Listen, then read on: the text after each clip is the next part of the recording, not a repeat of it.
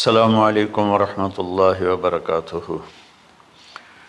الحمد للہ الذی بیدہ الملک وہو علی کل شیء قدیر، هو الاول والآخر والظاہر والباطن وہو بکل شیء علیم، واشہد ان لا الہ الا اللہ وحدہ لا شریک لہ، واشہد ان سیدنا ومولانا محمدا عبدہ ورسولہ، ارسلہ بالحق بشیرا ونذیرا وداعیا الی اللہ بإذنہ وسراجا منیرا، صلی اللہ تعالی علیہ وعلی آلہ وعلی اصحابہ وبارک وسلم تسلیما کثیرا کثیرا، اما بعد فاعوذ باللہ من الشیطان الرجیم، بسم اللہ الرحمن الرحیم۔ ان ابراہیم کان امۃ قانتا حنیفا للہ ولم یک من المشرکین شاکرا لانعمہ اجتباہ وہداہ الی صراط مستقیم، ثم اوحینا الیک ان اتبع ملۃ ابراہیم۔ وقال تعالی فلما اسلم وتلہ للجبین ونادیناہ ان یا ابراہیم قد صدقت الرؤیا انا کذلک نجزی المحسنین۔ میرے محترم بھائیوں بہنوں، میرے عزیزوں، بچے بچیوں، پوری دنیا کے انسانوں، اللہ کرے میرا پیغام پوری دنیا میں پہنچے، مسلم بھی سنیں، نان مسلم بھی سنیں، کہ اچھی بات تو لینی چاہیے جہاں سے بھی ہو۔ عید قربان جس کو ہم کہتے ہیں وہ قریب ہے، 5 دن 6 دن باقی ہیں۔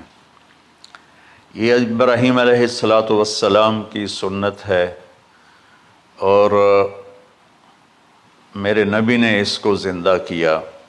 بیچ کے زمانوں میں یہ نہیں تھی، اس کو میرے نبی پاک صلی اللہ علیہ وسلم نے زندہ فرمایا، اور آپ اپنے عید کے موقع پر 2 جانور ذبح فرماتے تھے، 2 دمبے، ایک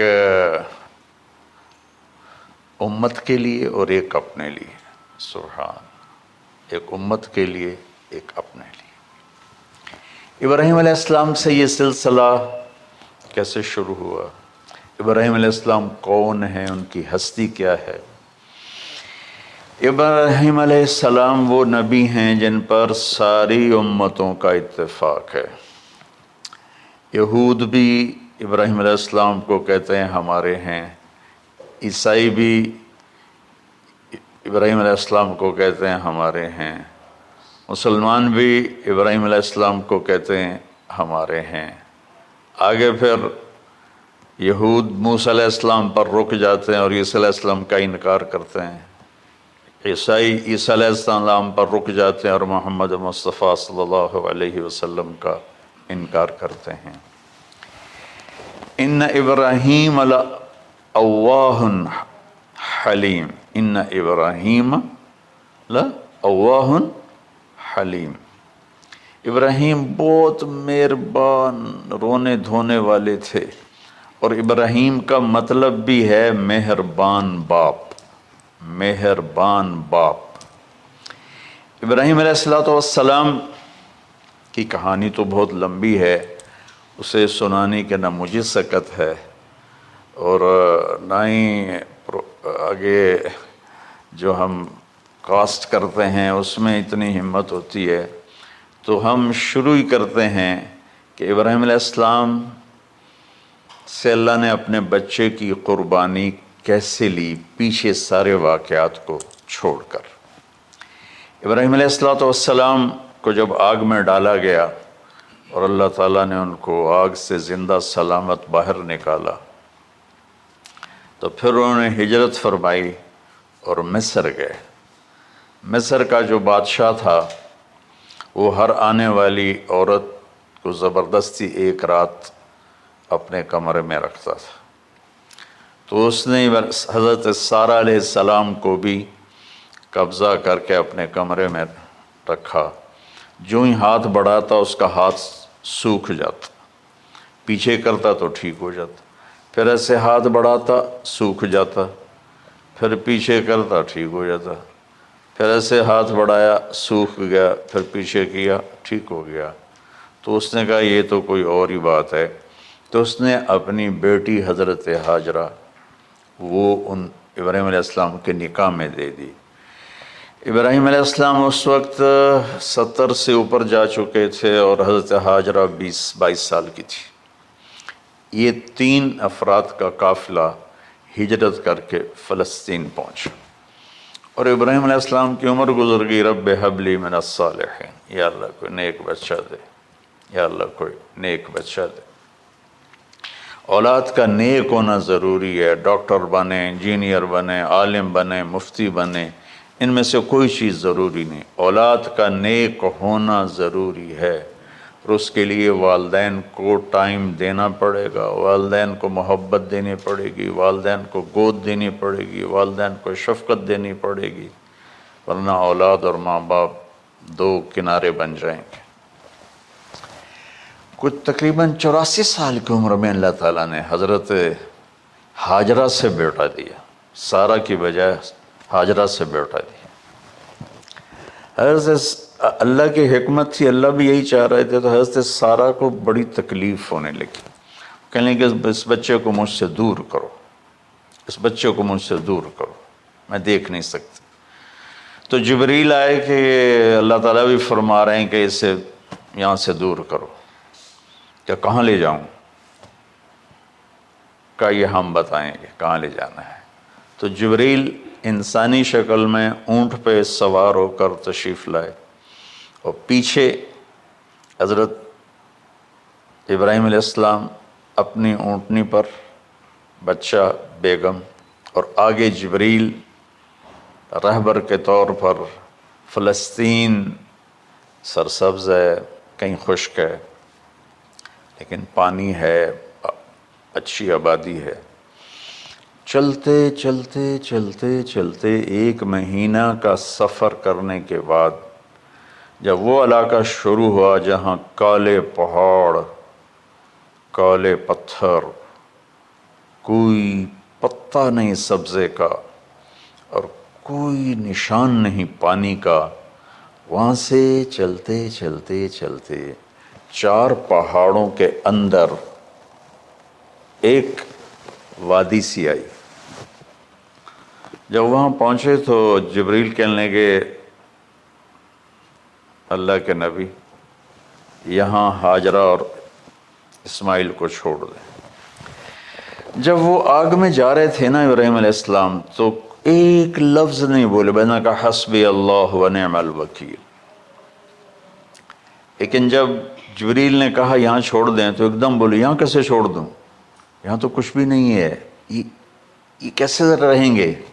کہ یہ آپ کے رب کی منشا ہے، یہاں اللہ کا گھر بنے گا، یہاں اس بچے کی نسل سے ایک آخری نبی پیدا ہوگا جو پورے عالم کو روشن کرے گا، آپ چھوڑ دیں۔ تو وہ وہاں 3 دن رہے، ان کے لیے ایک چھپر سا بنایا لکڑیاں کاٹ کے، یا 2 دن رہے یا 1 دن، یہ تو کوئی تحقیق کوئی نہیں ہے، لیکن ایک چھپر سا ان کو بنا کے دیا ایسے، یعنی اس ایک اوپر وہ لکڑیوں کی چھاؤں کر دی اور نیچے ایسے بانس سے گاڑ دیے اور چل پڑے۔ تو حضرت حاجرہ فرمانے لگے آپ کہاں جا رہے ہیں؟ اتنا بڑا امتحان تھا کہ جواب نہیں دینا، بس چپ کر کے چلو۔ انہوں نے پھر پوچھا آپ مجھے چھوڑ کے کیوں جا رہے ہیں؟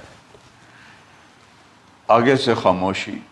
چلتے چلتے 3 میل تک وہ اس طرح چلی۔ جب وہ کدئی پہنچیں تو اس وقت ان کو خیال آیا یہ اللہ کے نبی ہیں، کہیں ان کو اللہ نے نہ کہا۔ تو ان کا اللہ امرک، کیا آپ کو اللہ نے کہا کہ مجھے چھوڑ دیں؟ کہنے لگے ہاں، یوں کیا۔ ایک دم ایک نئی حاجرہ نے جنم لیا کہ اذن، یوں گردن، اذن لن یضیعنا اللہ، جاؤ پھر میرا اللہ مجھے ضائع نہیں کرے گا۔ ابراہیم علیہ السلام بوجھل دل کے ساتھ پیدل چل رہے تھے دونوں میاں بیوی، اونٹنی پہ سوار ہوئے، اور وہ اپنے بچے کو گود میں لے کر ایسے کھڑی ان کو دیکھ رہے تھے۔ یہ کوئی مہینے کے لیے نہیں جا رہے تھے، پتہ نہیں ہے کب واپس آئیں۔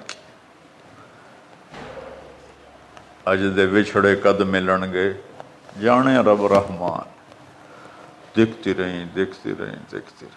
انہوں نے ایسے پہاڑی کے اوپر چڑھے کہ اونٹ نیچے اتری، تو پھر انہوں نے منہ موڑا اور واپس اس وادی کی طرف چلیں۔ کیا وقت تھا، صبح تھی، شام تھی۔ جو ابراہیم علیہ السلام غائب ہوئے تو ایک دم آپ نے اونٹنی کا منہ موڑا ادھر ہی اور کہا ربنا انی اسکنت من ذریتی بواد غیر ذی زرع ربنا لیقیموا الصلاۃ۔ کیا درد ہے۔ آپ اندازہ لگاؤ، ایک آدمی کو 84 سال کی عمر میں بیٹا ملے اور پھر اسے ایسے جنگل بیابان میں چھوڑ دیا جائے، تو ان کے دل پہ کیا بیت رہی ہوگی۔ یہ اس دعا میں وہ درد ہے جو میرے بھی آنسو نکل رہے ہیں۔ ان کو 3 دفعہ قصہ سنا چکا۔ اے اللہ، تیرے ہی کہنے پر، تو جو میرا رب ہے، یا اللہ نہیں کہا، اللہم نہیں کہا، ربنا، یا اللہ تو مہربان ہے، اس میں بھی کوئی تیری مہربانی ہوگی، تیری محبت ہوگی، تیری شفقت ہوگی۔ انی اسکنت من ذریتی، میں نے چھوڑ دیا اپنی اولاد کو، یا اللہ میں نے وہاں چھوڑا جہاں نہ پتا ہے، نہ دانا ہے، نہ پانی ہے، تو جان اور یہ جانے۔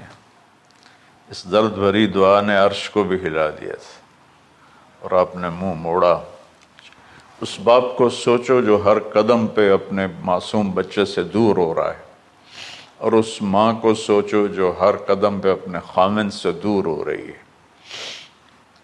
ابراہیم کی منزل تو آگے گھر ہے، 2 بیویاں اور ہیں، ادھر تو پتھروں کے ساتھ دوستی ہے۔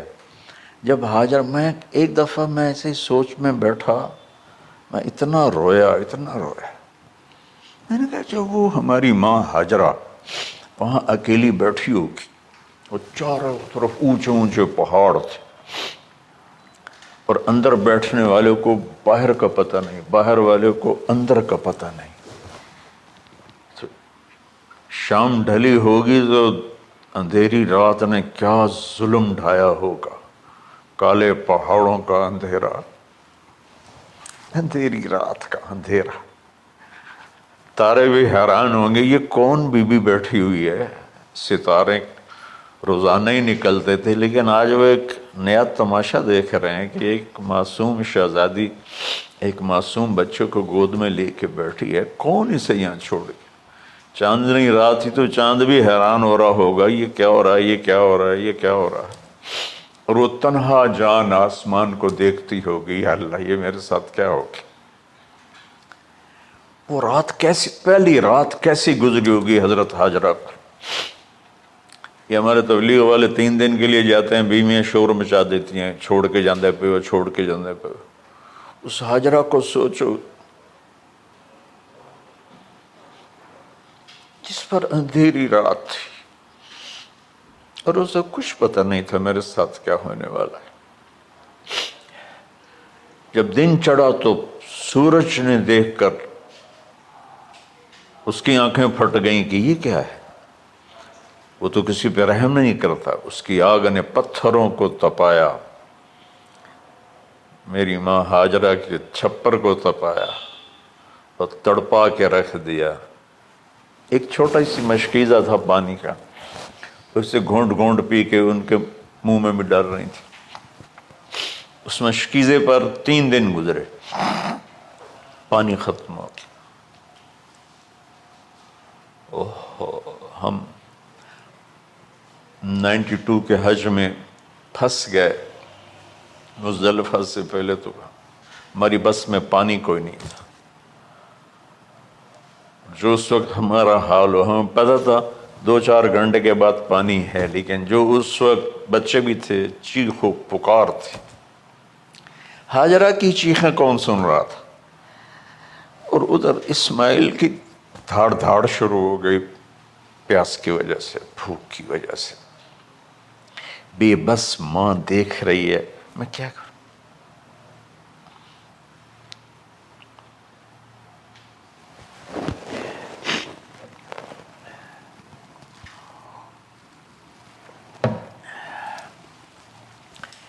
میں قطر میں تھا جماعت میں، تو مجھے یہاں کندھے میں درد ہوا، میں ہاسپٹل گیا تو ایمرجنسی سے انہوں لے کر گئے۔ ایک بچہ تڑپ رہا تھا، اس میں جو ہاسپٹل کا بیڈ ہوتا ہے چھوٹا سا، اس کی ماں ٹیک لگا کر نا اس کو یوں دیکھ رہی تھی۔ مجھے نہیں پتا وہ کون ہے، مجھے نہیں پتا اس بچے کو کیا ہے، لیکن آپ یقین مانیں یہ جو میرے آنسو ہیں اس عورت کی وجہ سے، کہ جس خاموش ساز خاموش فریاد سے معمور ہیں ہم، نالہ اگر لب پہ آتا ہے تو مجبور ہیں ہم۔ جس طرح وہ ماں ساز خاموش تھی اور اس کے چہرے پر درد پکار رہا تھا، میں صرف ایسے گزرتے گزرتے اس کو دیکھا اور میں آج رو رہا ہوں 15 سال کا قصہ یاد کر کے۔ تو ہاجرہ کے چہرے کو کون پڑھنے والا تھا؟ کون سی ایمرجنسی وارڈ میں بیٹھی تھی؟ کون اس کے لیے کہہ رہا تھا میں پانی لاتا ہوں، کھانا لاتا ہوں؟ موت تھی دونوں ماں بیٹی کی۔ تو یہ بے قراری میں صفا مروہ کی دوڑ لگائی، انہیں پتا تھا کچھ نہیں ہے۔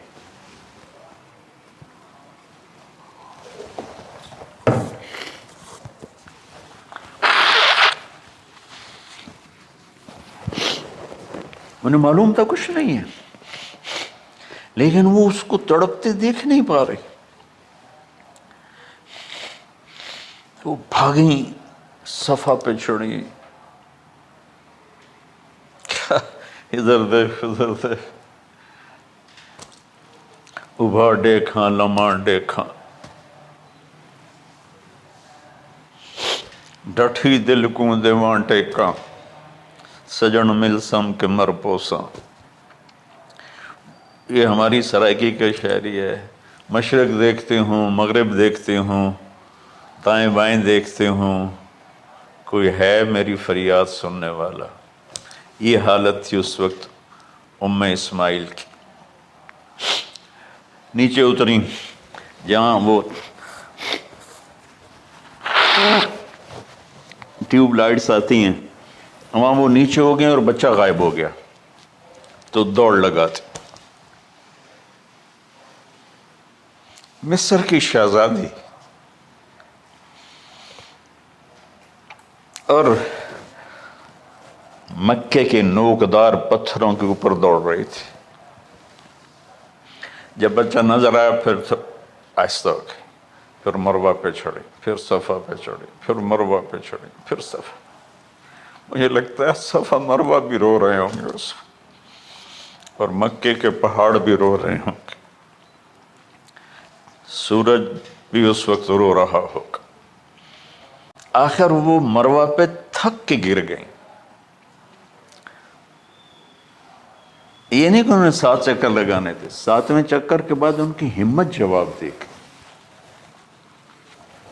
وہ گر گئیں اور ان کا جینا چاہا کہ میں بچے کو اپنے سامنے مرتا دیکھوں، اس لیے وہیں گر گئیں کہ میں اتھے مر جاؤں وہ اتھے مر جاؤں۔